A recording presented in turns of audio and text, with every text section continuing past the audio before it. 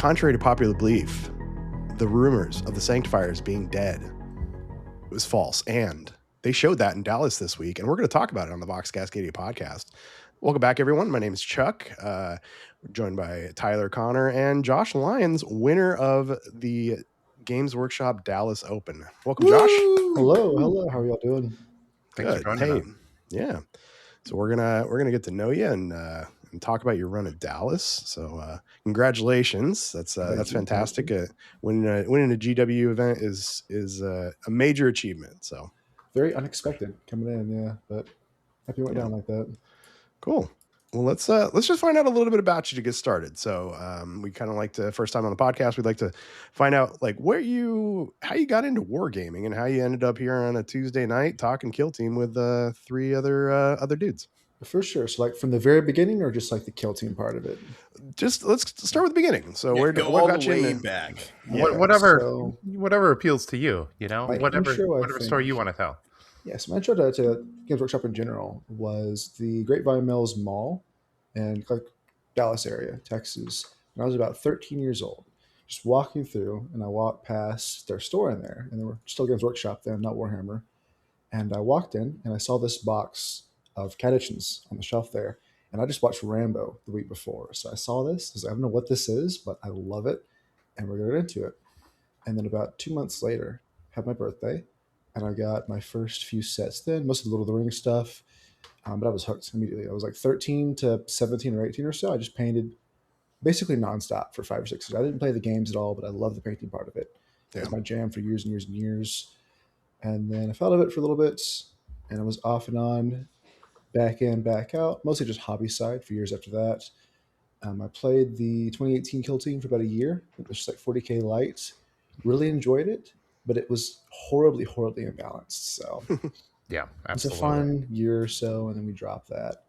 And then about a few years later, so about a year ago now, almost to the day, I picked up this new version of Kill Team. I played like Spearhead and Warcry, some before that, just casually, but nothing really competitive. And then I tried Kill Team out on a whim, and I loved it. It was like the perfect system for me. So I wanted something very, very small and very competitive, very crunchy rules-wise, and I was hooked immediately.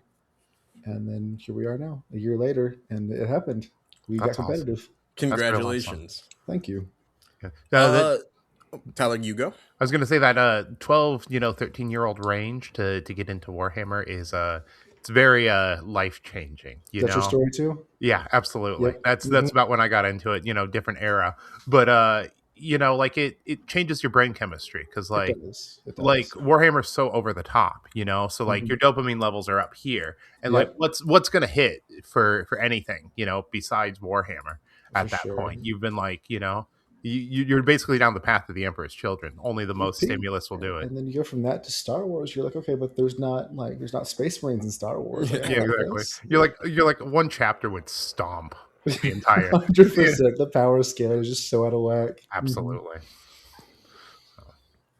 What was the first team you played for Kill Team then? When getting into it a year? Plague Marines. Yeah, I did Plague Marines right away, and then this was like pre-Contagion nerfs, so I really enjoyed it. But like we were a very, very casual scene in my area, and so I played it quite a bit, and I didn't feel like I was giving my opponents very good games. Like it wasn't an enjoyable team to play against. And then I swapped to Kroot, and I went from being just carried by Plague Marines who were just busted at that point in time to playing Kroot, and realizing that I was just not a very good player. I think I had like 7 straight losses in our local league on Kroot. And then I went to my first tournament, like right after that. So this is maybe 6 weeks into playing the game overall total. And then it was a Lone Star Open, so it was around the July timeframe. It was a 5 or 6 round 2-day tournament. Came into that with my Kroot. I was very happy. I painted them all up. They were looking really good. Nice. And my game 2 was playing Aiden Hubert, if you're all familiar with him. The name's familiar, but I don't think I've had the pleasure. Yeah, Omega Tahu on command point, but phenomenal player, placed like top 30 at Worlds. But my second ever competitive game was into him on launch Sanctifiers versus my Kroot. I think I lost 21-3. Yeah, and I was addicted though. I was like, I want to be like him one day. Like, let's look into this. Yeah, I want to compete now. So it was a very rough introduction, but it got me hooked early. Like I really enjoyed how competitive the whole scene was. I like the Kill Team scene's pretty welcoming, For sure. It's what I like to call like a great competitive scene of just like people like winning. They like to compete and play well and like do it right. But thankfully, there's only been a handful of times where it's like, oh, that came at the experience of like those 2 hours weren't even fun at all. Like, it's never quite fun to lose, but at least you can enjoy the time you spent with your opponent. And thankfully, I think Kill Team's a very good game at just making sure that happens, which is for sure important. It is. I agree. Yeah, and if you get your ass beat 21-3, that's and you still feel positive about it. That's how you can tell. Like, yeah, it's a lot about the game itself. Yeah. I feel like that's all you can climb out of still. Exactly. You know that it's good times when that crushing of a defeat is like, I want to do more. I want to do another 4 games immediately after this type of thing. Yeah, when the game itself is that much fun, 100%. Yeah. It's very important. So yeah, you went from Crute, and then as we talked about, you won the Open. Well done. Not with Crute though. No, so Crute were a thing for a bit, and I tried Felgor for several months, and Felgor was my main team, my first, I think, real competitive team. I played Felgor for a good 6 months nonstop, got like 80 games on the team, something like that, but never really felt like they were a great fit, and I didn't realize that until late in the career with Felgor. Like they're a phenomenal team. So I picked them up right before new Crute Ops came out, and then it came out, and we got Flank, and Flank just skyrocketed that team straight to the top. And I did much better with them than I had with any team before. But it didn't feel like it was a good match for my playstyle, which I found out as I just dabbled more in other stuff over the next few months. And then I tried Saints initially around January of this last year, maybe December, and it did not go very well. So I listened to Zach's podcast on like getting started on the team. Very, very helpful. But I, as a player, couldn't then take that information and execute it at all. So I played like maybe 10, 15 games on TTS, and I lost about 12 of them. Yep. And I was like, you know what? I can't play this team. We're done. We're going to drop and move on. So I just stopped playing the team, went back to Felgor, and I hated it. I did CPTS, the team tournament, like right after that. And about a month into that, I was just hating the team. I was like, you know what? I want to go back to the other team. Like they were fun. Like I lost a lot, but they were fun. So I got back on Sanctifiers, stopped playing Felgor entirely. And I played, like, I was just in school. I don't work or anything, so I had a lot of free time. I played something like 60 games in 2.5 months. And about game 30 or so, it finally started to click. What helped a lot was just going to Command Point and seeing the discussion from really good players like Alexa and Omega and all of them. And I really kind of realized that my approach to the team had been very, very flawed. Like, I was playing all the wrong ploys. I was approaching them as a playstyle, as a death ball still, and they're just not like that at all since the nerfs. And so I had to read all the comments and get feedback and kind of restructure my approach to how to play them. And then I won a few games in a row. I was like, okay, this is making sense now. And then another 30 or 40 games of practice later, it was starting to go really, really well. And I was like, okay, this team is better than they seemed like they were for sure. And we took them to the Open after that. And then, yeah, it went really well. Yeah.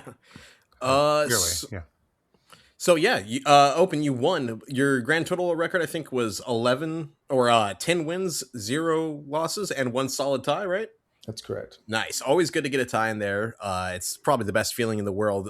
Was it a tie that you pulled from defeat or one that you dropped from victory, if you can recall? That game was stressful. I can get into that, I guess, during the deep dive, the deep dive later on. But for sure, it was like I was going to lose that game, and I took some huge risks to bring it back to a tie because he had a plan that I did not expect, and I had to just floor it and figure it out as I went because he was going to win. Nice. Well, yeah, we'll touch on that a little bit more as we get to it. But day one, it's Friday. But before the tournament start, what was your prep overall? Beyond, like you said, you played a lot of games, which always useful. Yeah. But did you like try anything specifically going into this? Really, just matchup prep. I think that there was I played on Command Point a lot, and a lot of the same players you play there over and over and over again, and so you get a lot of the same matchups over and over again. And so I had to go out of my way to seek out specific matchup practice a lot coming into this. So I had like no reps on Canoptic really, or Felgor, which were teams that I ended up seeing at the Open at all anyway. But I wanted those reps for the confidence of it, and I got very lucky to dodge them when I was actually there. So really, just certain matchups I just practiced a bunch, and then the ones that knew were going to be present, like Murderwing, I practiced even more. Other than that, though, nothing really specific. Yeah, just a lot of games. Yeah. Now you were also you're over on Brandon Bean's Discord, and that's where we connected. And actually, so you you were asking about the 11 round event and like what people do besides the tournament prep, and I feel like you got a lot of answers. And just outside of like learning the teams and learning your team, was there any keys that you took away that really helped you get through the 11 rounds? So many. Thanks for reminding me about that. Yes, there was a bunch in there. So I asked questions like you mentioned, and I got advice on just taking like walks outside and just mental breaks from the stress of it all, and make sure to just stay grounded throughout the event. Previously, I had none of that at all, and I'd done 2 or 3 6-rounders before this, and my approach to this was to just walk in, play the game, pound a monster, maybe drink some water if I remember to, and then socialize for the hour between games, go back, play again. And I remember every single one of those events, like by the end of day 1, I was fried. And then day 2, I walked in and I loved the games I wanted to play, but I would just walk in, and before game 1 started, I was ready to go home. Just wanted to get like, okay, we're here, we're going to play, have a good time. But like, I expect to lose now because the mental is just not there anymore. And I think that making sure to spend those breaks between games by myself, away from it all, was a huge help. Like every game was like a habit now. Like every game, I walk outside for a good 10, 15 minutes, get some air, listen to some music, drink a lot of water, and just make sure to not spend that time in there in that giant, stressful, sweaty environment. Because it was like 600 people in this giant auditorium, and it's just, you cannot find any kind of mental peace in there whatsoever. So taking those breaks was definitely a huge, huge factor, I think, in staying fresh mentally for 11 games. 11 games. Yeah, I think we all have a social battery, and I think like that was one of my suggestions, was just get out of there. Yes, and helped a lot. Is just getting away from people, because you have 2 intense hours across the table from someone, and then if you go stand and you talk to someone else about their games, and then before you know, you turn around and you're back into the game again. Like I'd go sit in my car, I'd go put in noise canceling headphones and not even listen to anything, just to like get that din of the fucking noise to go away. So yeah, I'm glad to hear that worked, and it seems like that was a big key to shifting your success. Having seen now and comparing that to my last experiences, I will never go back to the old way ever again. Like, I hate to be rude, guys. You're really cool people. I'm going to leave for like half an hour now. See you in 30 minutes. Like that's the go-to plan now going forward for sure. Hell yeah. You know, I end up socializing because like I feel like I'm always seeing so many of my friends that I don't get to see all the time. You know, there's so many people to catch up with. And then, you know, I end up not taking that time for myself. And I definitely, by the second day, I'm mentally burnt out. And 11 rounds in Tacoma is looking mentally dreadful at this point. You know, like I'm probably going to play it, but like I'm not 100% certain at this point. You know? It's fair. No, like it was a great experience that I don't want to repeat again for a long time. Well, I mean, like, you know, till Worlds, right? True. Yeah, that 6-month break in there. Yeah. But between now and then, anything over like 4 rounds, I think I'm just out. Great experience. Let's not do that again, though. Yeah.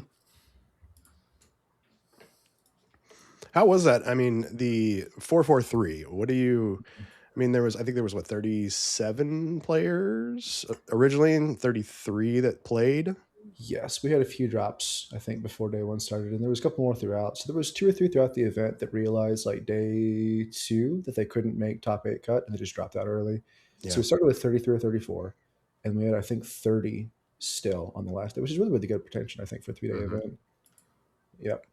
Yeah. Solid turnout. Yeah. So now onto the tournament, round 1. Who'd you end up playing there?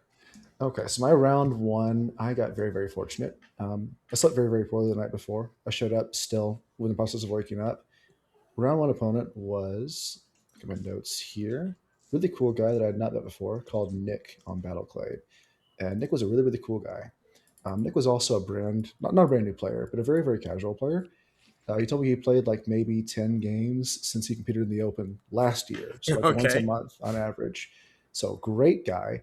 I think very, very good intuition about the game in general, but the reps weren't there with his team, I think, or with mine at all. He'd never even seen Sanctifiers before.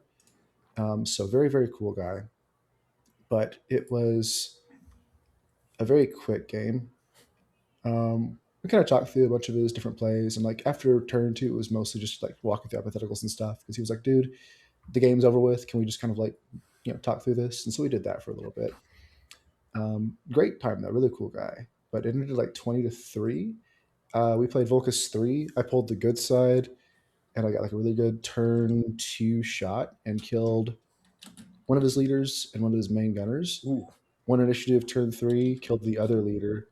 It was basically game at that point. Mm-hmm. Yeah, I think that it's also going to be a complicated team to play as when you're battle clade. A lot of for sure. Probably like Sanctifiers too, where there's a lot of like synergies that you need to figure out. And if you haven't got the reps, then running into someone who's got the reps on a team like Sanctifiers is going to be a tough way to start a tournament. But yeah, he did very much of that though. I was looking at his record throughout the tournament, and after day 1, he had some good wins in there, like some very, very high point games. So I think he figured it out on the fly and did very, very well afterwards. I think Sanctifiers is also a tough matchup for Battle Clay. There's a lot of threats.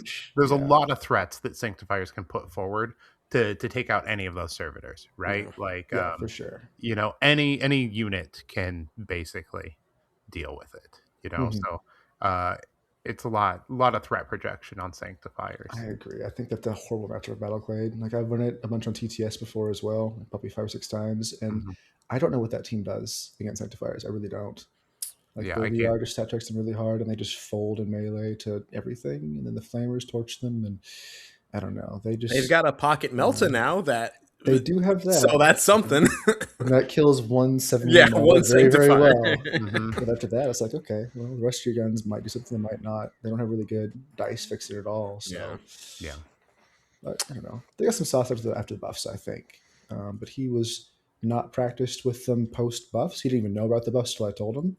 So interesting experience for sure. Nice. Well, congrats. Looks like solid victory. Well done. And then it looks like for round 2, going up at the time, still pretty scary. Murderwing from Austin. Yes. So round 2 was some serious whiplash. I played Austin. Austin's one of my locals here in the Dallas area. I played Austin once previously when I was on Felgor still. He was on Murderwing at the time. And he demolished me. I think I lost that game something like maybe 18-8 or similar. And that's because Austin dialed back turn 4 to avoid taking risks. Like he could have been harder. So I walked into this, and I knew the matchup very, very well. I practiced it a bunch, but I Austin was a phenomenal player as well. And I had that kind of, I don't know, those shackles mentally of like, oh my God, when we fought last time, this guy destroyed me. So we'll see how it goes. And I think I was very, very fortunate that he didn't know the matchup at all. Like he never played the team before, and he expected me to play a very deathball play style with Sanctifiers, and then he picked Scouting Movement because of that. So when I didn't play that play style and I played very, very cagey and kind of played back, I killed his tac op entirely. I think he scored 1 point on it. He played a great game outside of that. Like his crypt performance is great. We played Orb as well, so very, very beneficial for Horde teams. But he played it very, very well. And he kept up on kill up very, very well, made some great plays, but the tag up deficit was just too much to overcome. Like he scored, I think, 1 on that, and he primaried that as well.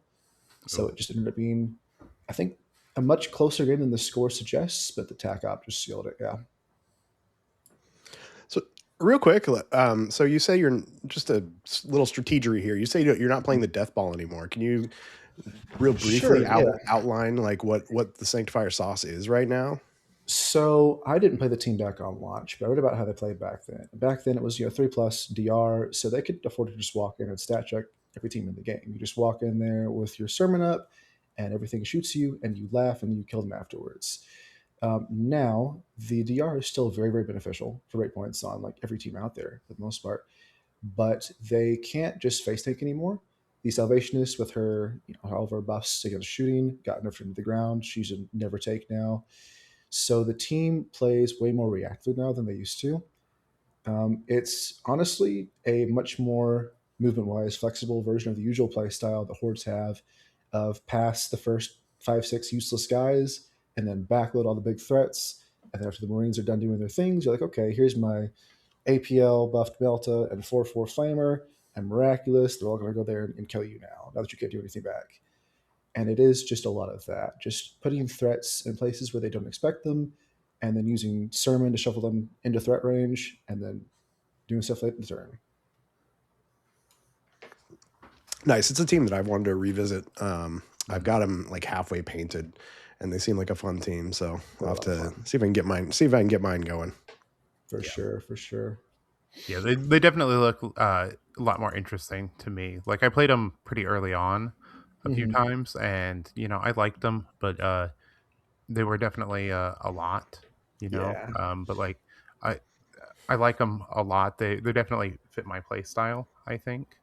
So I want to revisit them also. What do you play normally? I mean, I've been playing Gore Like shit. Like yes. Okay. Damn, Chuck. Just kidding. I beat Tyler like last 4 games. You have. I mean, like I've been playing Goremongers a lot. But before that, I played a lot of Legionaries and then Nemesis Claw and stuff like that. Yeah, I think you'd enjoy it. They do feel similar to Nemesis Claw in some ways, just like the very, very cagey reactive play style. So they have that in common for sure. Yeah. So many tools to get people off guard. Like I think that is a big thing about the team and why they did so well, or why I just go with them, is because you can kind of explain how flexible they are and with that projection and how much movement they have, and explaining that and then actually seeing it on the table are very, very different things. So like my opponent does this, I'm like, hey man, just as a reminder, I can have this guy move here and then activate afterwards, and with the whole move dash still afterwards. You can explain that to them, but it's hard to, if you haven't played them before, really conceptualize the idea that this person can move with the strat phase movement and then the confessor's movement and the move dash afterwards and still do their thing. And it's very hard to deal with. One of my games I got like the reverse experience with that. I played in Kazarkin with their movement buffs and their strat phase dashes, and I got cut off. I was like, wow, this is what it's like. It's horrible.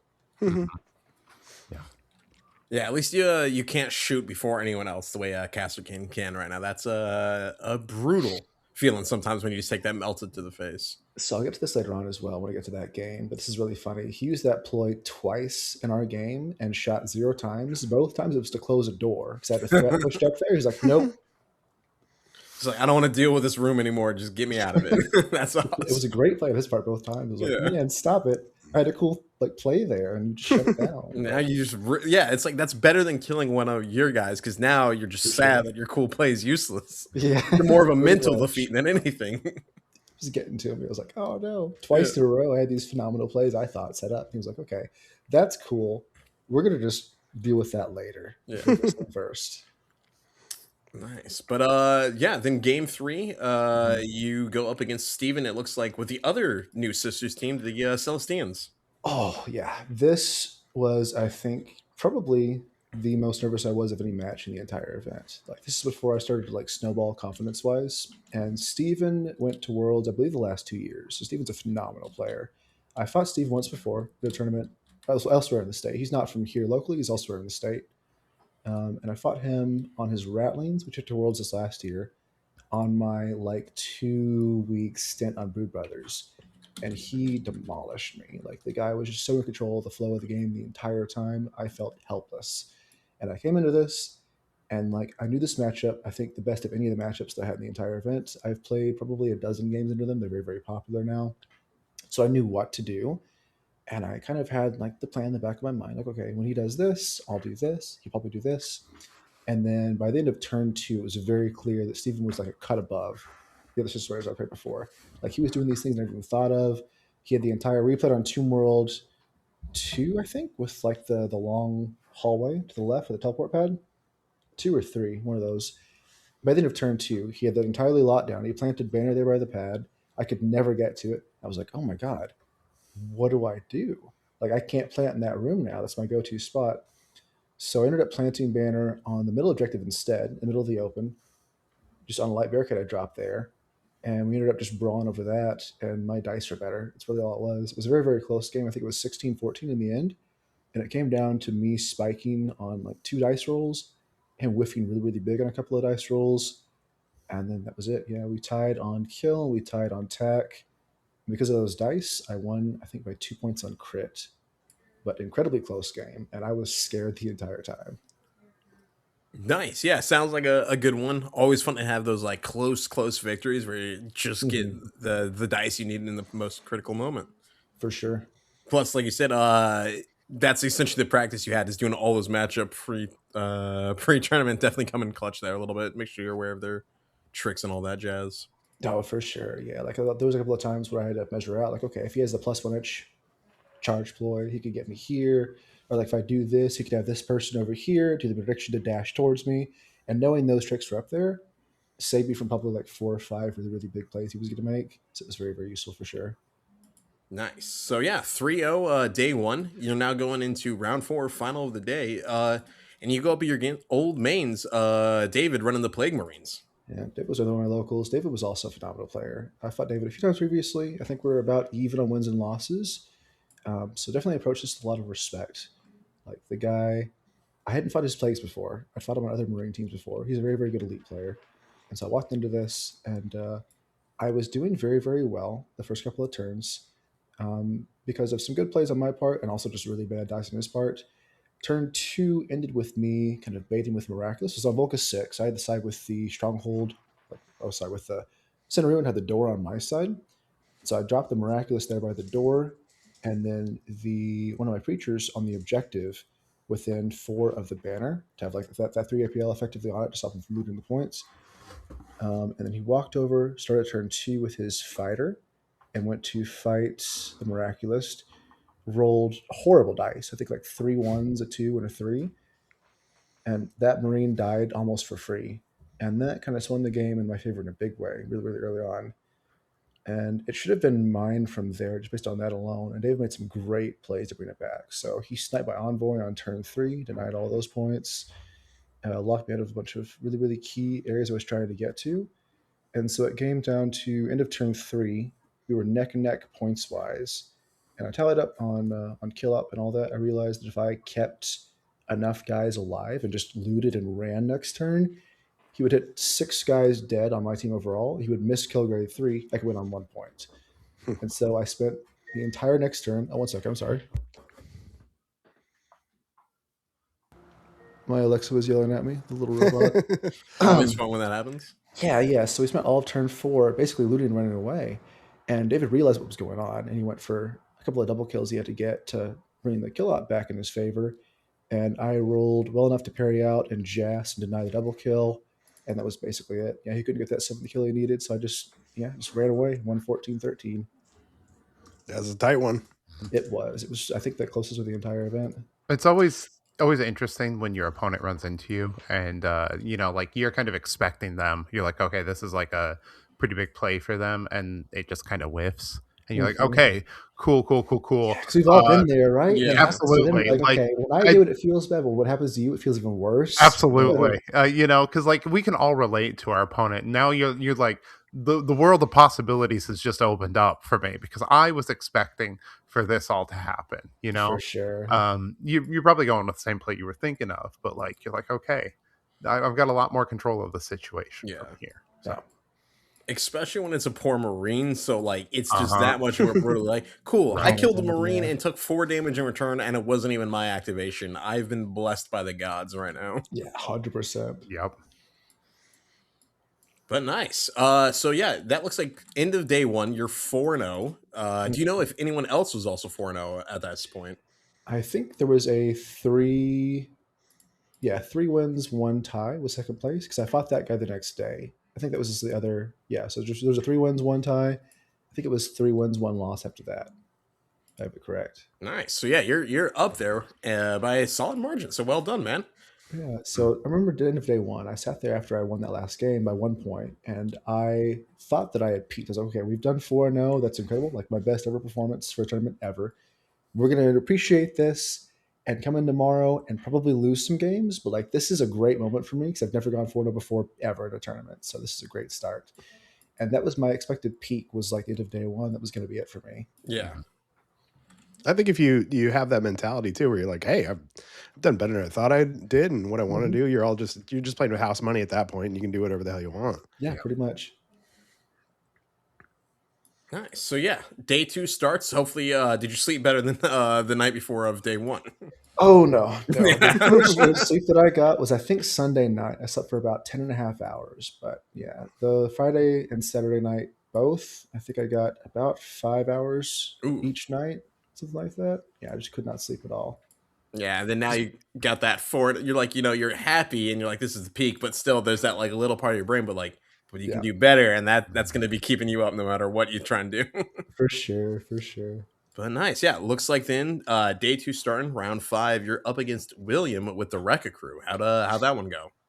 This is a matchup that I practiced, but I was worried about. Rekkas are very tricky for Sanctifiers. They have bad breakpoints for us. They 2-tap us in melee. They have Jast as well, which is always horrible to deal with. Mm-hmm. And if they get off a single blast shot, the whole game is just over with. Like if they get off one good blast, that's it. Yeah. This is the game where I walked in, just like day 1 I walked in, still waking up. It's the first game in the morning, like 9:30 or so, which for me on a weekend, it's early. It's early. So I'm there, we sit down. I know Buck, he's local. So we shake hands, we sit down, I start doing my thing.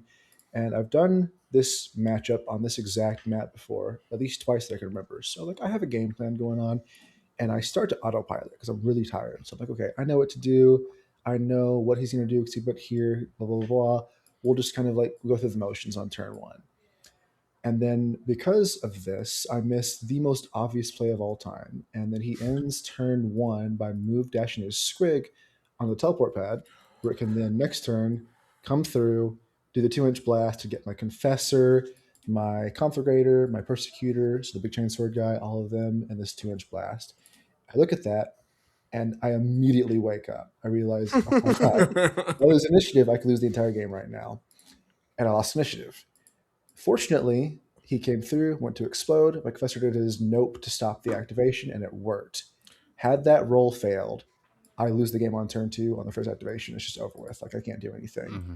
So I had to burn that nope right away, which really sucks. We're playing data, so I like saving the nope on data to deny them sending the point on turn 4. That's a huge part of my game plan on that mission. And so that was taken away from me because of my own sloppy play. But I was awake at that point, and I was very mad at myself. So we played out the rest of the game, and he played very, very well. We both planted banner. It was Tomb World. I think this is Tomb World 2, actually, with like the long zigzag. Kind of like the S-shape hole. Mm-hmm. Yeah, okay, I know that map. So we planted banner on opposing sides of that hallway, and just kind of sat there and stared at each other.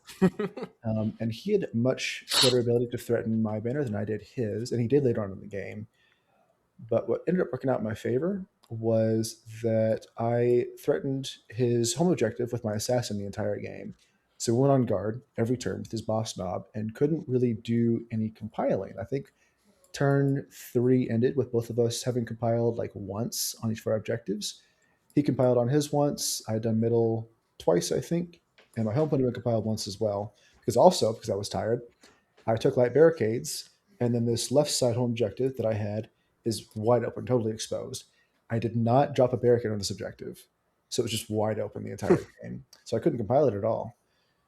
So I had the initiative cards. So I won turn 4 initiative. Before this is important actually. So end of turn 3, my assassin was still there on his home objective door, threatening that. And I had him open the door. And then my drill abbot, the guy that sucks up extra APL, walked over and threw a stunner at his boss knob and stunned him. The reason being, if he wins initiative, he can't compile and send on that home point. He can either send or compile, but not both. And so that ended up working out really well. The stun went off. And so turn 4 started with me. I had one guy on my home point that could compile and send if I won initiative. I had pretty good control of middle. And then I had stunned the guy on his home point, so he couldn't compile and send. So I was like, okay, my banner probably gets lost this turn. He'll score 6 on his, but if I get crit up here, then I'm set. And so that's what happened. I won initiative, compiled and sent my home, got 2 points on that.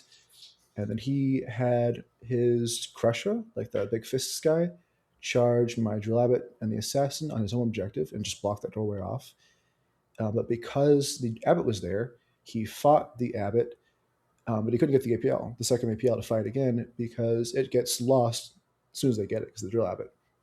So he fought that guy. I think I burned Jast there to get 2 hits or to get a hit in before I died, and did 4 damage to him. And then the assassin ended up fighting him, the same guy, killing him, and then repoing onto his home point and sending that. So he got nothing on crit. It ended up, I think, 6-0 on crit because of that play. So he maxed his tack. He won on kill up, I believe. But then I got 6-0 on crit. So I won, I think, 14-11 based on that. Oh, yeah. Nice work, man. Very nice. So yeah. Before we move on to the next one, though, my big takeaway from that, you gave us a lot of good strategy and a lot of good breakdown. My big takeaway is a bomb squig is better than a Monster Energy drink to wake you up in the morning. Yeah, I was gonna 100%. Oh my god, yes, 100%. Those things are terrifying. Like, I feel like that is the biggest trick in the matchup, is just like, how do you deal with the bomb squigs? And in my case, the answer is forget about them and then get surprised and burn your best ability to deal with it. Yeah. But like, if you can avoid doing that, it's really, really nice.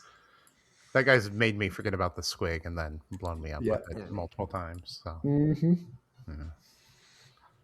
he just, he starts chatting with me. We're making jokes. Just like and then eye contact, and then off to the side, the hand just moves. The absolutely. model. He's like, no, it's your turn again. I was like, oh wait, what?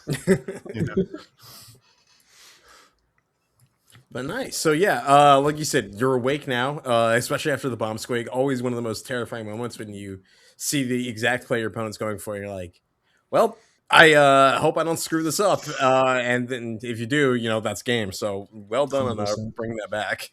Yeah. But now going into round 6, who looks like you go up against, if it wants to load. There we go. Also maybe John, also on Murder Wing. Yes. Okay. This was, I think, other than the match against Steven on Celestians in the game 3 on day 1, was my other most rated matchup of the entire event. So I know JP very, very well. We were on a team together for CPTS a couple months ago, and I watched that guy over 6 rounds go 6-0 with Murder Wing, and he's one of the best players in the entire world. So I was terrified coming in. We'd done this exact matchup before too, so unlike everyone else there, he knew Sanctifiers quite well. We've done this matchup, I think, 2 or 3 times previously. He deleted me 2 of them, and we tied on the 3rd one. But we did get Tomb World, which is a huge, huge boost in my favor. Like getting Murder because there's no boost, basically. Yep. Hey. Yeah, I mean, it's there, but it's like, okay, you could jump over a barricade. That's awesome. Yeah. Good for you. And that's really all it comes in for. So we did that. We were on Tomb World 6. Oh, Alexa again. Alexa seems to like. Now my Alexa's freaking out. Shut the fuck up.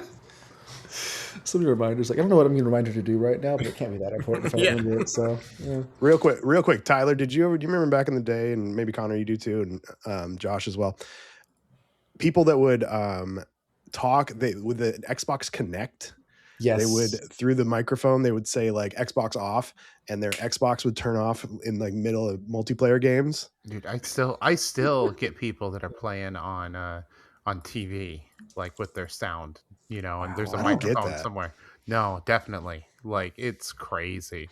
Console players are a different breed, man. I've been on a console in probably 10 years now. I forget what it's like, honestly. It's convenient, but yeah, absolutely. I don't miss it.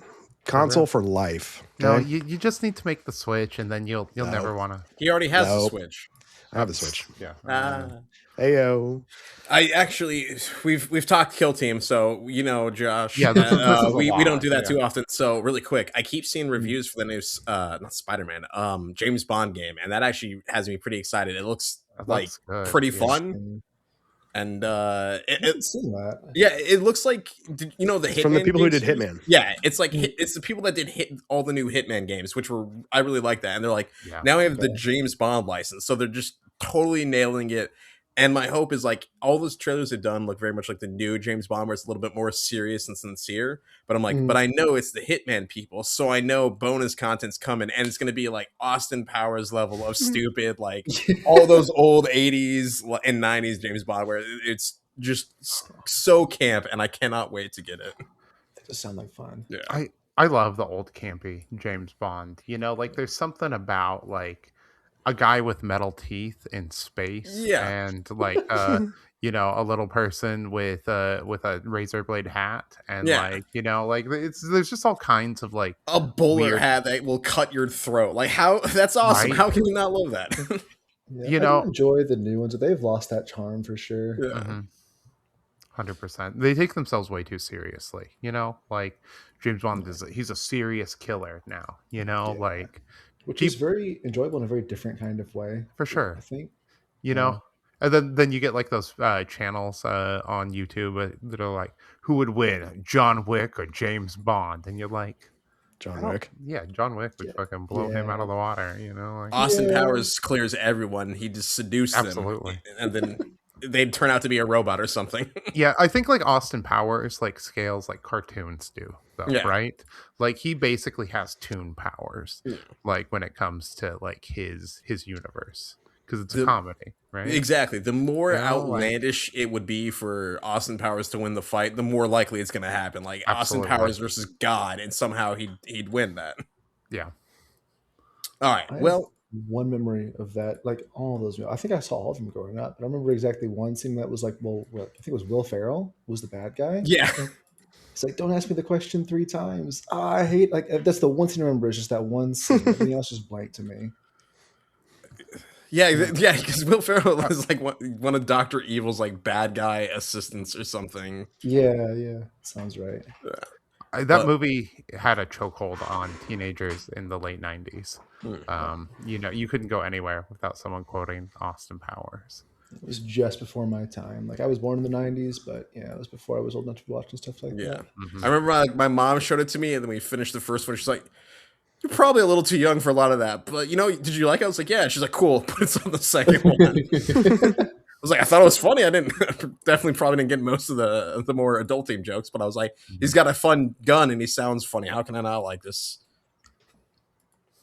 But out of Austin Powers and back into Kill Team, as everyone that listens to us knows, we are very focused and on the ball podcast. Very locked in. Yeah, very locked in. So you're now 6-0. That's awesome. Just like Austin Powers would be in a tier list. Round 7, lucky number 7. You're going up. Ooh, we mentioned them earlier too. Casterkin, played by John. Yep, so this is different John. Different John. Yeah. He's just playing 2 tables at the same time. It's that good, man. You probably could. I think either one of them probably could. But this John I'd also fought before. Not recently, and not on this team. I'd fought John on his Phobos before. Again, into my Felgor a while back. And this is, I think, one of our 2 games. But it was enough. I remember like that game left enough of an impression that I walked in. I was okay. This guy does a very similar thing to me, where he plays a team for a long time. And so I knew he was going to be serious about this team coming in. And I'd only fought Kazrakin. Actually, I think I'd never fought them since the buffs. I'd heard through the grapevine that they were very, very good now. And I vaguely knew that they had like ways to shoot, no matter if they went first or second, and they could move in the strat phase. It's like, oh, I could do that too. But I was like, okay, we have more activations than they do, and his guns are scary, but they're not that scary with our DR. And yeah, they've got terrible melee, so I probably got this in the bag. And I did not. I squeaked it out, but it was a very, very close game. I got to, like I mentioned before, I got to receive some of my own medicine there because turn 2 opened with me being like, okay, this guy's definitely safe. And then he strat phase dashed and moved 7 inches, which for a human is crazy. Like, well, what is this? Yeah. And then dashed and blew up one of my guys. And I was like, oh my God, what's going on right now? So turn 2 close with him, I think, already at 2 points on kill up and me just struggling to catch up. So what ended up saving this game was 2 things, and that was one, that I had very good control of my hallway the entire time. This is another Tomb World 2 matchup. And he took Plant Banner as well, which I found out on turn 4 when he planted it for the first time, because I had that hallway locked down the entire game before that. That saved the game. I didn't even mean to do it. Because we were neck and neck on crit the entire game, and he blew me away on kill op. Like, he killed, I think it ended like 4 or 5 to 2 on kill op. Like, he killed a lot of guys. But it was that, and then the cool play of the game on my part was that there's that little side hallway about like my home objective on the left there, Tomb World 2, which had a barricade this time. I remember this time. And there was a point where he had moved with his, all the strat phase movement and like the 7-inch move. He shuffled, I think, 6 different guys to the door by my objective and was just sitting there staring me down. And I think I had one guy on the point and my Miraculous in the hallway close to it, and my Confessor there as well to give out Sermon in this bubble around it. And so he walked in with his Sergeant with a power sword and just murdered my one guy off the point. And he had an expended gunner on the doorway behind him. So I measured it out and saw I could double charge these 2 guys with my Confessor. And he had, I want to say, 4 other different ready models behind those guys who could just walk in if I didn't shoot them now and just take my point. I couldn't get it back. So the Confessor solo charges in, full health, right? He kills his sergeant. He sits there on the exploded gunner, just charge hugs, and blocks the doorway off entirely. And so he's got now 4 ready models there who are facing down this like still 5 health confessor with Jas in the bank, and they have 2-3 gun butts across the board in melee. Right. So he charges the first guy in, and I Jas kill that guy. The second guy charges in. My note to stop his fight action fails. He does kill me there, but there was one guy left after that, and that guy just barely couldn't move dash onto the point. So I kept we didn't get the point, neither one of us that turn, but I denied him the point, which ended up I think being the swing to win the game. Nice. Had he gotten that point, he was in a position then to move dash around that same model the next turn to get on my banner, but he couldn't get close enough because of that. So it worked out perfectly. Yeah. And I think I won 15-12 just based on his banner not getting dropped till turn 4. Nice. That's well cool. done. Good play on that. Like that always It feels felt really good. cool too. Yeah. Just seeing him in, flying in solo to hold down the hall. It was really fun. Yeah, death and glory right there for the A confession. lot of death, a little bit of glory. So yeah, that's round 7. I was like, oh, that's the end of the game. I'm like, no, wait, there's 11 rounds now, so you're not quite out of it yet. But More to come. you went very well. How are you feeling at this point? Like you're 7-0. That's a crazy feeling, I imagine. I think about game 6 or 7 is where I started to feel very confident. My goal when I came into the event was to go 7-4. I knew I was confident enough in my team and the matchups that I could go positive for sure. It's like 6-5 feels too conservative. Let's just say 7-4. That feels realistic and achievable. And if I can dodge most of the bad matchups here, I can do that. And so when I hit 7 games in a row as wins, I was like, okay, we'll make it 9-2 is the new goal. Yeah. So I didn't expect still to win the event because I knew based on how the Top Cup was going that I was probably going to have to face some bad matchups going forward. One of which was game 8, Ratlings. I saw that guy was very, very close to me points-wise. And I've done this matchup once before, and I hated every second of it. It was the same thing this time. Hated every second of it. The guy played a perfect game, but I didn't know what to do. So the problem with Ratlings is that they kill our 2 best tac ops. So Sanctifiers play Plant Banner or Envoy every game, if they can help it. And Ratlings, if you take Plant Banner, just Larcenous to yoink it and run away and never see it again. And Envoy, we're on 2 worlds, so you just can't play Envoy into them. They just guard all the guys. And so I took Dominate. I'm thinking with the buffs to Dominate now, Ogres are 2 points on Dominate now. He's taking 3 of them. So if I could just kill 1 Ogre and get a couple of Ratlings and then keep those guys alive and score 4 on Dominate, then I can eke out a win because we're playing energy cells. So I think I can probably do okay on crit op. We're both 2 APLTs. We both hit it equally. And then turn 2 ends with every model besides his leader and his raider passing in deployment. I was like, okay, they got to be here. Turn 2? Yeah, turn 2 ended with 2 guys at a deployment. So he had 1 guy on his home objective to babysit that behind razor wire and a booby trap. And then mid, it was that tomb world, I think it was tomb world 5, with the big middle room with 1 piece of light cover on the middle objective and nothing else. And he had that spotter with a Seek Light there. So I couldn't approach mid at all because he had Seek Light there, it was on lock. And so I was doing the math. I was like, okay, well, he's probably taking plant devices. And then a second later, he activated his last guy, the Raider, swooped in, planted devices on my home point with Larcenous. I was like, oh my God. So if he gets 3 points on that guaranteed, and I go 0 on my tac op, and he just doesn't leave his deployment zone, I'm gonna lose 6-4 or something. Yeah. What am I gonna do? So I got the 1 kill on the guy that teleported back there for 1 point on Dominate, but still, that's 3-1 on tac, and I can't really approach crit at all because he's got that middle room on lock. So what ends up happening is I take the Miraculous, who is clutch in every matchup imaginable, and he's got a mine kind of protecting the shot at his sniper, his big shot, and his spotter there.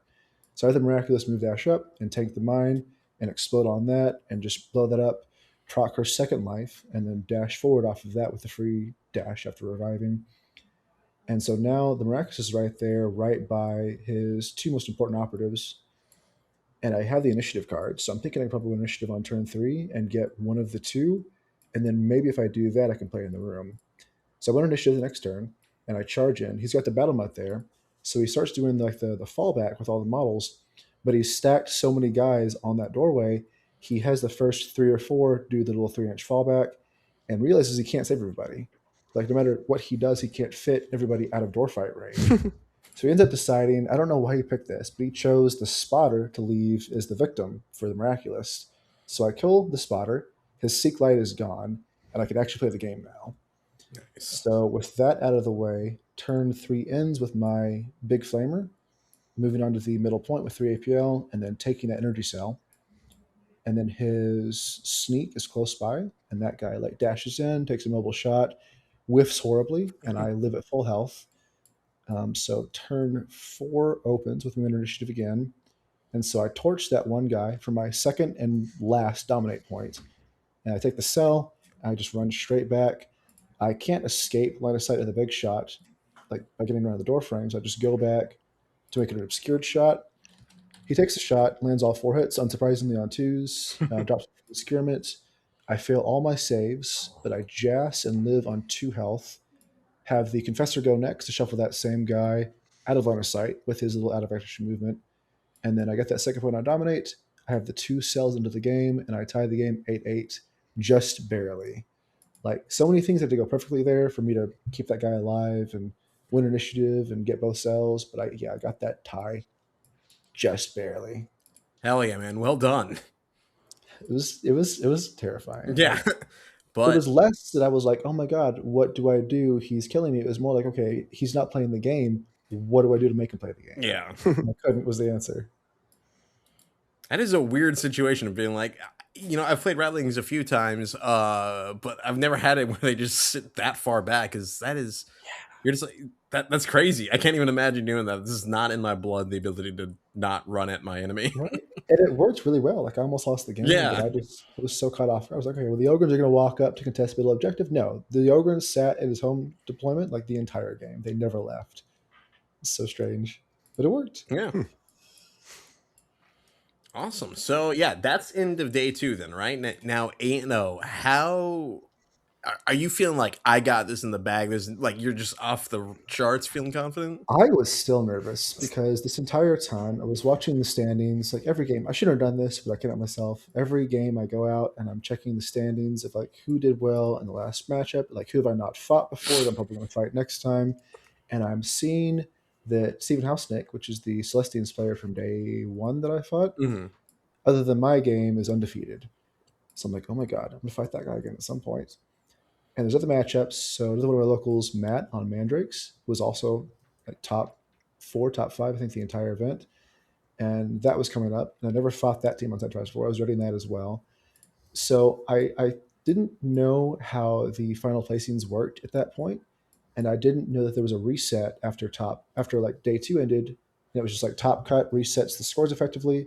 And you can go 3-0 through on day 3 and still win if you had, less wins before that.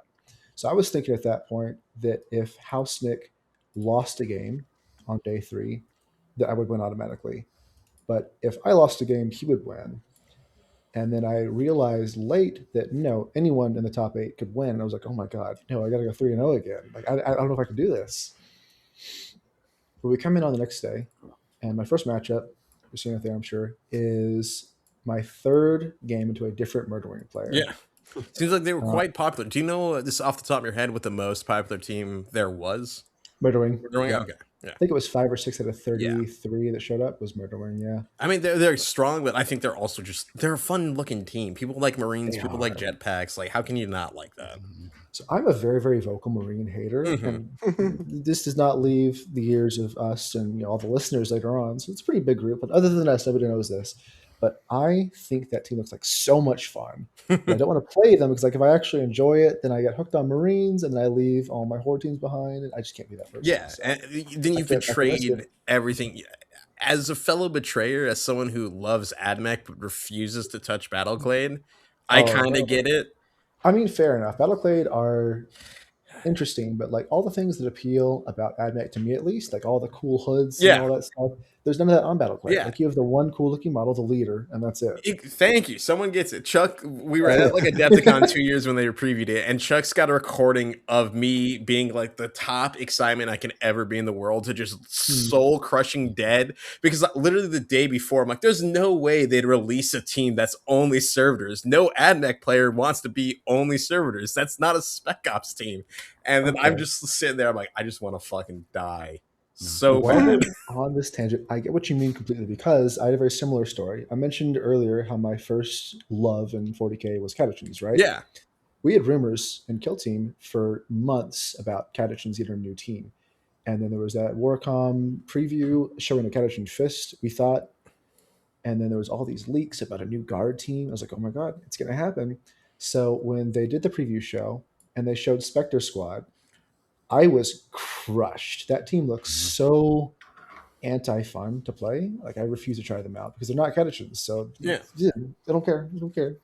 It's like what you mean. Yeah. I was excited to see a new guard team, and then that came out. I was like, this is, and especially because like Spectre Squad, I'm like, I like, for all the Tanith fans, here's your team, but like, here's some guys going through the jungle fighting a giant monster. It's like, you know what movie that describes the movie that inspired the Catachans, Predator? Like, come on, what are we doing here, GW? It feels so obvious to me. Yeah. But I guess they disagree. I don't know. Maybe they'll surprise me. We'll just get the box in a couple of months. Yeah, I mean, like, they'll probably come out with before the Steel Legion. It's the same thing as all the Steel Legion fans that were like, what the fuck, we're on Armageddon and we're not having our home regiment here. So I don't know, but here's hoping Catachan come out, because they're oiled up buff dudes. That's like every dream I have. I mean, right there with you. Yeah. I mean, AdMech. Round 9, you go up against Murderwing, like we were talking about. So yeah, this is third game Murderwing, and also the third time playing them on Tomb World.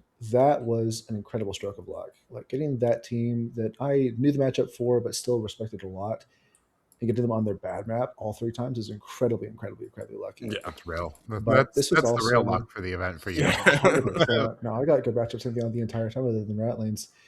But I came into this, and the night before, I was sitting there looking at the top 8, and I was like, okay, I don't want to fight this guy. I don't want to fight this guy.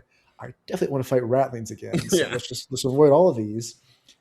And so I still didn't know how pairings worked, if they were still prioritizing like matchups with players you haven't played before, if it was like a complete reset. And I think it was a complete reset. I just got lucky. So I came in, and when I got paired into Murderwing for my first round of day 3, my heart stopped beating for the first time.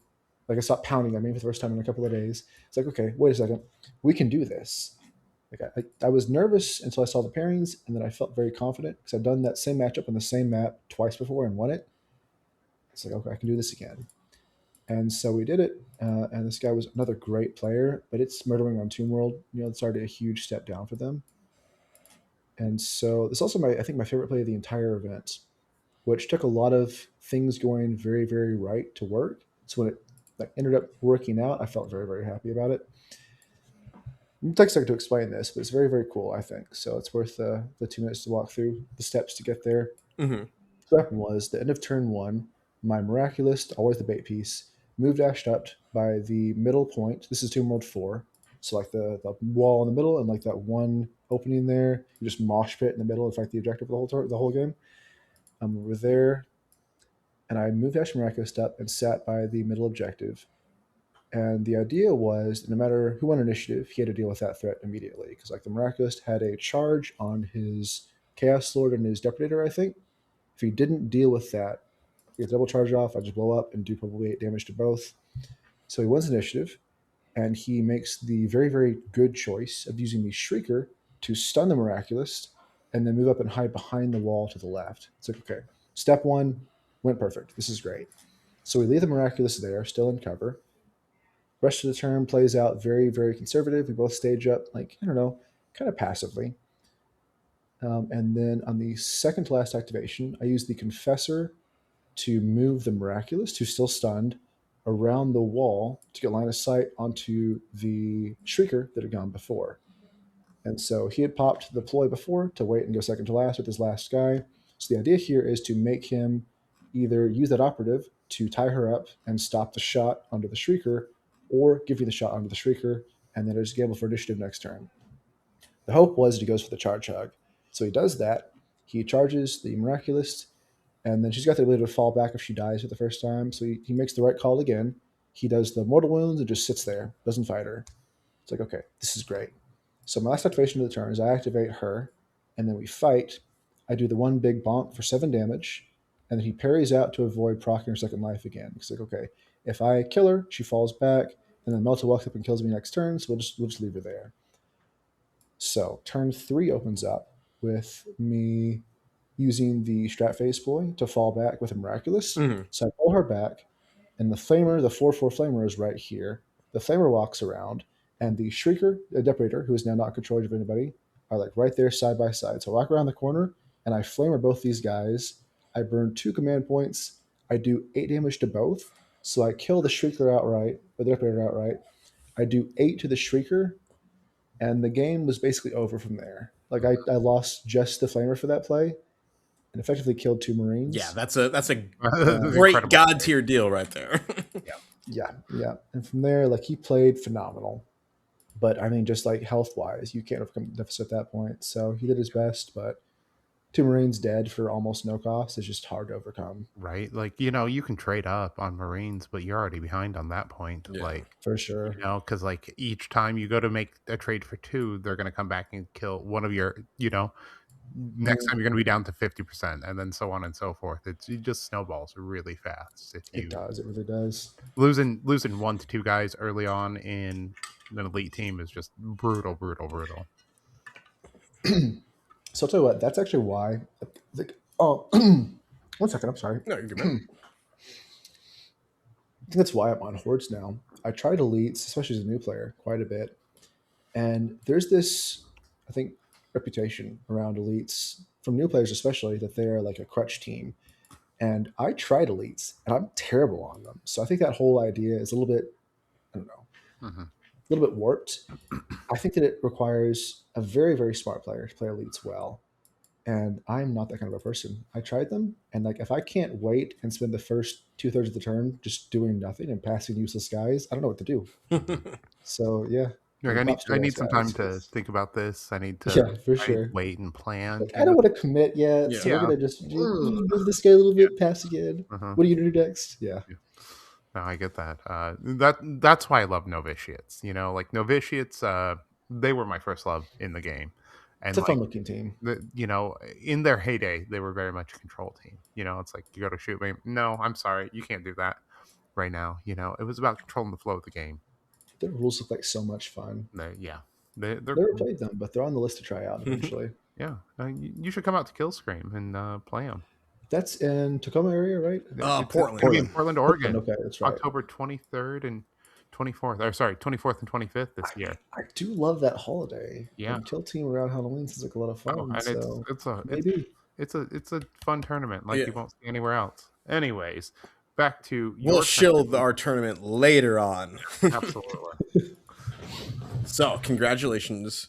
You're 1-0 for now final day, because like you said, it kind of all resets, which is a crazy weird feeling to be like, I did great the first 2 days, what do you mean I gotta like keep this up? But round 2, you go up into someone I think you were mentioning earlier, Matt on his Mandrakes. Got another alliteration guy going on here. Yeah, Matt, another player from here locally in the Dallas area that I played before, another great player. And while I had some other games that I think overall maybe sweat more, Matt made the single best play of the entire event that I saw. So we're on Tomb World 4 again, and I don't know how that worked out. I played Tomb World 4 all 3 of my last 3 games on the final day. And I think that was intended. I think it was like if you won the game, you stay on the map. I don't know, like it was intentional. Oh, okay. But so this opened up. I was on the side where you have like that little room to the left side that's kind of locked off by itself with a teleport pad in it.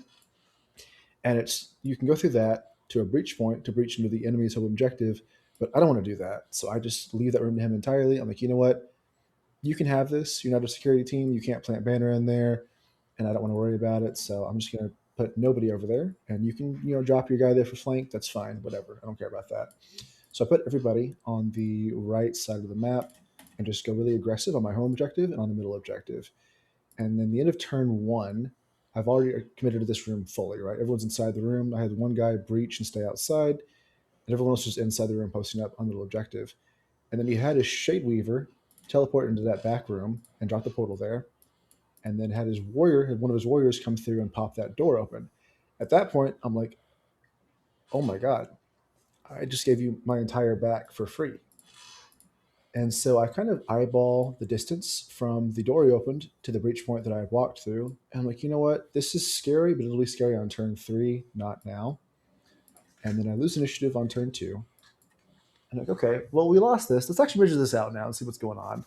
And so we measured it out, and I was like, oh, you can shoot me in the back right now. So I've got my Persecutor, who had breached the last turn, sitting there right by the Cherub, within an inch of each other. He, of course, took the blast equipment.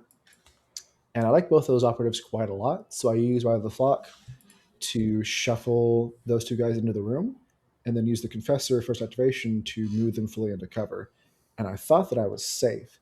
And Matt's like, oh, okay. He used the out of activation dash from the ploy to move a little bit closer, and then moved up, got this just barely open shot on the Melta and the Cherub, and took it with the blast. And he rolled, I want to say, 2 crits and a hit on both guys. And that play right there should have just cost me the entire game. Unfortunately, I rolled 2 1s and a 2 on both saves and saved, I think, everything but 3 points of damage. So I took almost nothing for that play. Wow. Which should have just cost me my two of my most important operatives right off the bat. And instead, he did 3 damage to the Cherub and nothing to the Melta. That's crazy. And at that point, like, he full committed to that play, and he got nothing from it. And that was kind of the story of the whole rest of the game. Like, he made a bunch of really, really good plays going forward from that just, like, his dice were fine and mine were better. Yeah, the Emperor was truly, like, blessing you here type of moment. It really did. So I got bailed out of that by dice. And then there was a bunch of plays later on that everything just went perfectly. You know, I had 2 or 3 fight sequences where I was like, okay, if I go in here and I roll above average and do this much damage, then I can do this play to bring this objective back in my favor. I need really good dice to do it. And then I just rolled really good dice. So there was a bunch of things like that. And then I took a bunch of really, really bad risks that put me in a position for further blast plays from him. And every single time, either the blast whiffed or my Confessor would stop it with a nope. So it was honestly just a lot of luck on my part. I had some plays I think were pretty good, but I think he had better plays and a better plan overall. And just dice didn't agree with him. It happens. It happens to the best of us, right? You know, we all get diced. Nice. Yeah. Sometimes that's all you need is literally just lucky dice and your opponents to not be as good as yours. But it seems like a solid victory. You're 2-0. At this point, how are you tasting that golden ticket? Like, how much are you thinking it's yours? I am thinking now that there's an actual shot, but I know already that my last opponent's going to be the rematch with Hausnick, the Celestians player from day one. Yeah. And I, at this point, am still convinced that I only won game 1 with him because of my dice. I was like, okay, we played a very, very tight game last time, and I won because of dice. I can't get lucky again, can I? Yeah. Especially after you just used like all your luck in the previous matchup. So you're like, the scales are going to come. It's going to be like a 1-point game. I need to make the easiest kill on a 2 health guy. And you're just going to roll like 1 and 2s only with no ceaseless to back you up. No, for sure. And then dice were a huge factor again, but not in the same way as previously. We played data for the last crit op, which, I mean, that's a very odd choice for the final return, if you ask me. Yeah. I'm not a fan of data at all. It's too RNG dependent. And the game itself, I mean, he made a lot of really good calls. The first one was that he picked, so the previous game he played in, he took Plant Banner, same as me, and we just ended up planning different parts of the room and be like, okay, you go over there, I go over here, we'll both just max this, it's going to be fine. With this map being map 4 again, there is no two spots to plant. Like, you plant on middle or you really just don't plant at all. And so he took Envoy instead. He played very heavily on the left side. And I didn't realize till turn 2 opened up that he was going to take Envoy. And so I left that flank pretty much free for his envoys to just walk through and do what they wanted to, because I just never expected that play in a million years. And so we got that 6 on that, and I got my 6 on plant. What it came down to was that it was data, and I just got all 3 initiative cards. I got the +1, +2, and +3. Nice. So by the time that turn 3 opened up and I got that 3rd initiative card, Steven looked at the initiative roll and was like, you know what, man? Good game. Shook my hand. He was like, do you just want to mash plastic now? And we just like, oh, yeah, sure. Why not? And we finished our entire final game in like 55 minutes. Jeez. We just ended up pushing everything on the mid and just brawling, and we both killed a lot of guys and ended like 19-14, I think. But yeah, one of the games where I think had he had better luck on initiative cards, that game could have gone either direction. Sometimes initiative just just spells it out right away, right? You know, like you're like, oh cool, you got initiative second turn and third turn. There's nothing I can do here. Yeah. You know, cool, good game, man. You know, I've definitely had those moments. Yeah, that one especially. I mean, data, like you can be down on crit the entire game, win initiative on turn 4, send middle for 3, send your home for 3, and like, you know what? Okay, good game. Absolutely. Well, at this point, you've got the golden ticket. Like, what do you? I mean, when you figured out you won and game's over, you shake hands. Like, how are you feeling? Oh, I got a little bit teary-eyed. I'm not gonna lie. Yeah. I kind of sat back and I was doing this deal for a couple of minutes. I was like, huh, that just happened, right? And then one of our TOs walks over, Grubbs, a really, really cool guy that I've met a lot before. Big fan of his. Like, he's always very, very, very helpful and very encouraging. And like the entire event, the guy was making a point out of coming over and being like, "Hey, Josh, like you're doing good, right? Like, you know, you got this, right?" And so he walked over and he was like, "Dude, I fucking told you you were going to win. Like, yeah, you got this, man." I was like, "Dude, I got a ticket, right?" He's like, "Yeah, you got a ticket, man." So it started to click that I had the ticket, which had been a goal of mine for a while. Yeah. I got serious about competing in this game probably 4 or 5 months ago, and I grinded a lot since then with the goal of getting a ticket at some point this year. I never expected it to be the one at the Dallas Open. Like, I was thinking there's a lot of smaller events in Texas, like little 12, 16-man tourneys with tickets, and I was thinking if I waited till later in the year and I went to one of these events where like the really, really good players there had gotten their ticket, I could get one that was passed down to me if I got like second or third place. That was my plan. And then I got it from winning the Dallas Open, and it felt so surreal. I spent the first 4 or 5 minutes just like this in the chair, just kind of leaning back, looking in space, like, wow, that just happened. And then I excused myself and went to the bathroom, and I had like a good 3 or 4 second, not quite cry, but a little bit of a cry. And I was like, you know what? Why are we doing that? This is a great. Well, I'm happy right now. Just like the emotional wash of like, holy shit, I did it. And all the stress that you realize you weren't holding in finally just out of you type of deal. It was a lot of pent-up stress for sure. Yeah. Because I went through that roller coaster of going from like, okay, there's no way I'm going to win this, to like, I can win this if I do this perfectly. And then like the closer I got to that 11th game without a loss, and the more real the chance became, the more the pressure built up. When I sat down for game 11, I was so completely spaced out mentally. Like, I couldn't focus. I couldn't think. The reality of being there in like the finals game for the entire tournament was just such a foreign concept coming in. Yeah. That sitting down there and realizing that if I played this game right, or in my case, won initiative cards and won this game, I could get a ticket and a paid flight to Spain, was just surreal. And so, yeah, it was, it took a little while to process, I think. Like, there was a solid hour or so after that before I kind of came back to reality and was like, oh no, this actually happened. It's real.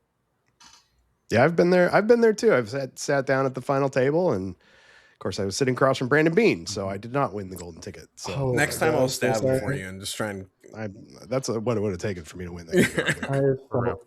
He He still actually probably would have came through. Actually, Brandon's like hops out of the ambulance. He's like, "Hold on, I gotta finish the game first."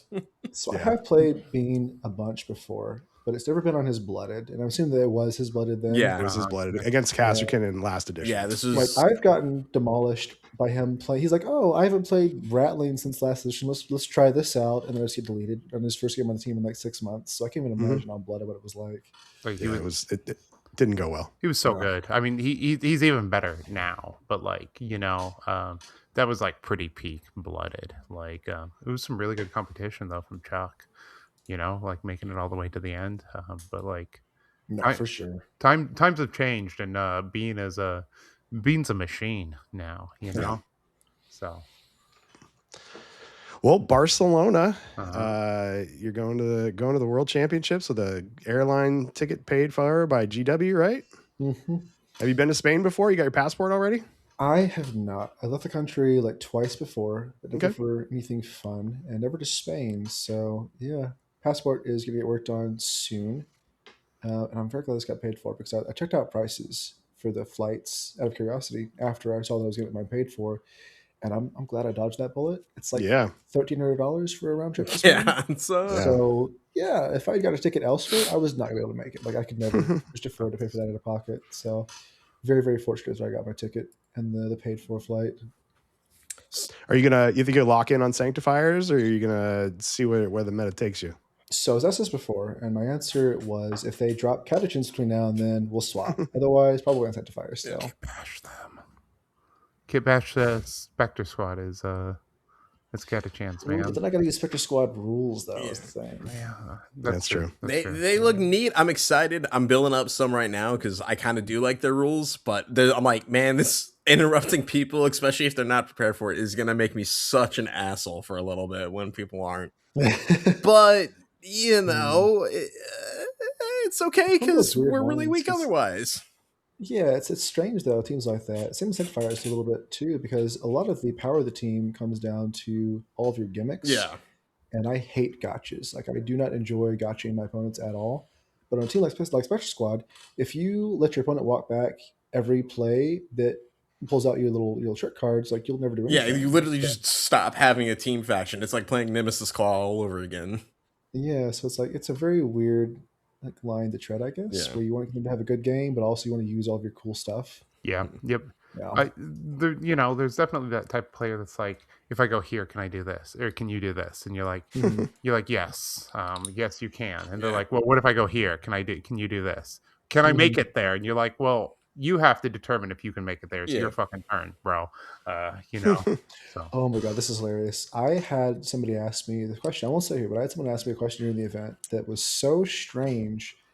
I thought they were joking at first, but they moved a model out, and the question they asked was, "Can you do anything to this model, just point blank? Like, not can this guy get a shot on this person, or can this person reach them? Just can you do anything to this model?" Like, that's 11 models to check, dude. I don't know. Maybe? Might be possible. Like, it's like I still have 8 guys to go. Who knows, man? Stuff's gonna change. It's like this is activation 2 of the turn, and I have like 8 guys left to go. I have no idea. Probably. Yeah, probably. It's on the board, so yeah, we'll assume it. I can get to him at some point. What's the time frame? I don't know. Who's to say? So. Really quick before we move on from Spectre Squad, one thing I just got to say is I love that bazooka guide. I'm glad that there's a proper model with a bazooka, like not a missile launcher. That's a straight up like green plastic army man from Toy Story level bazooka, and it's my favorite model they've released in quite some time. It is really cool. I'm like, I forgot, like I haven't seen a bazooka in years, so it's kind of fun just to see him. Like I remember this thing was like everywhere when I was like 8, and now you just don't have them anymore.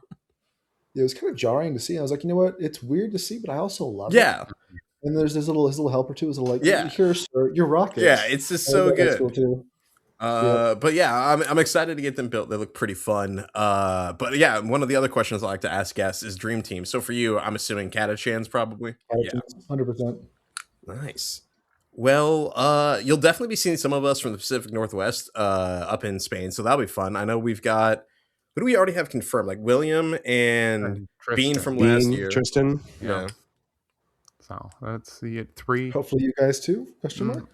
Probably not. We'll see. We'll see how Tacoma goes. But we're too busy. Well, they're too busy throwing a convention to play at it, and I'm too busy waffling on 12 different systems to lock in on Kill Team. And unless, fingers crossed, sickest AdMech team of all time drops like next box, and then I will lock in a way we haven't seen since ever. They're updating Sicarians with a whole new.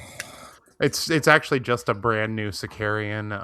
That would be sick, man. Literally, the only option for an AdMech team that I could find boring was the one option they gave us, and I'm like, you're fucking kidding me, man. I mean, they do look like trash bags with metal feet. Yeah, they kind of do. They're fine models, but I'm like, I don't want to play Roombas with guns. I want to play these guys that replace their limbs with guns because they're just that intense about their love for their machine god. Like that. What are the walkers called on that team? Like for full 40k, like the big two-legged walkers. Balistari or Sidonian Dragoons if they're the ones with the giant lances. Let's get a team that's just like two of Yeah, those. I mean, that'd be sick. Like, I don't know how it's going to fit in Toon World, but fuck it. Who cares? Add mech bullshit. Duck their heads. Yeah. They can duck. They can get them low.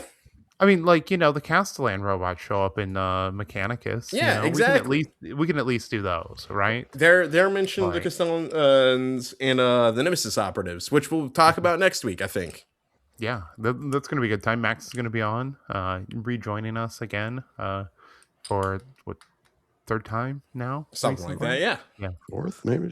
She's hyped. She's absolutely. Hyped. I'm hyped. I'm hyped about it too. I actually didn't get my Nemesis book. But I did. Oh, really? I did get my so I need to pick up the Nemesis. So, yeah. Nick and I played some of the. We played the Zote mission and we played the Archivist mission this weekend. Yeah. Oh wait, no, that's the Zote, right? That's the Zote. Mm-hmm. So, yeah. Well, Josh, congratulations. Yeah. Anybody you want to shout out? You got any plugs you want to do? Oh, I got a list. Yeah. So when I mentioned I was going to show up on this podcast, I had basically every group I'm part of reach out. Like, you better shout us out too.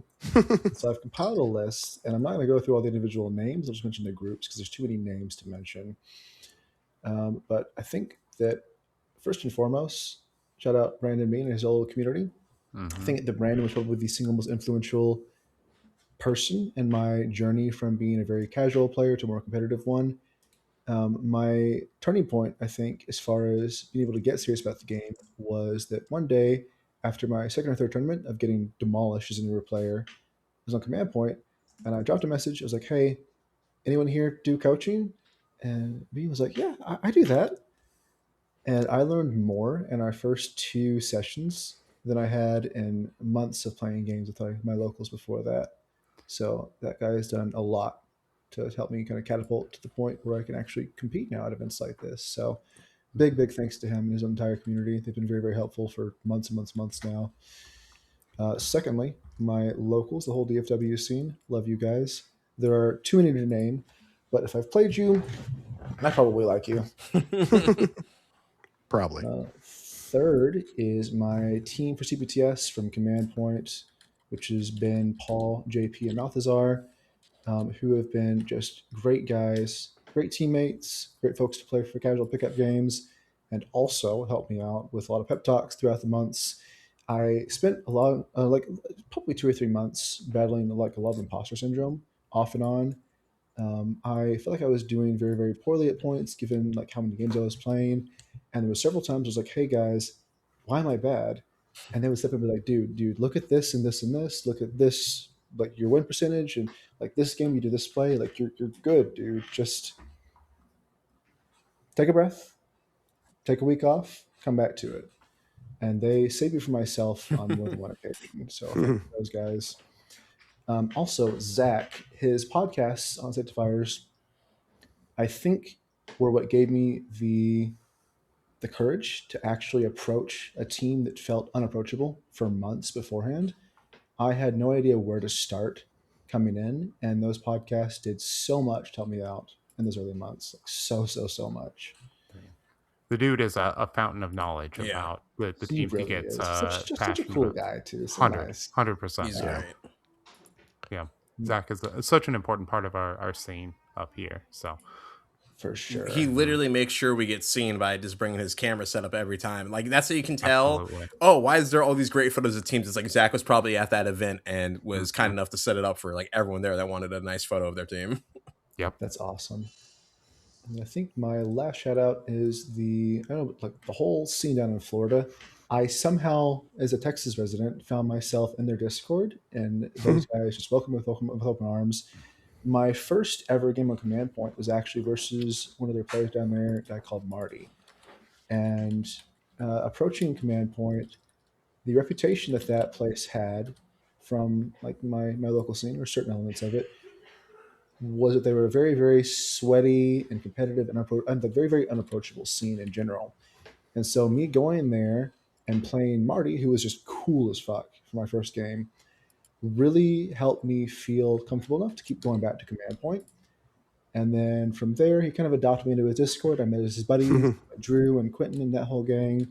And those guys are all fantastic. Like the entire event, they were checking in every few hours, like, hey, man, what's your score at now? You still undefeated? And they just did a lot to help me just stay focused throughout that entire weekend and encouraged me the whole time. So thanks to them as well.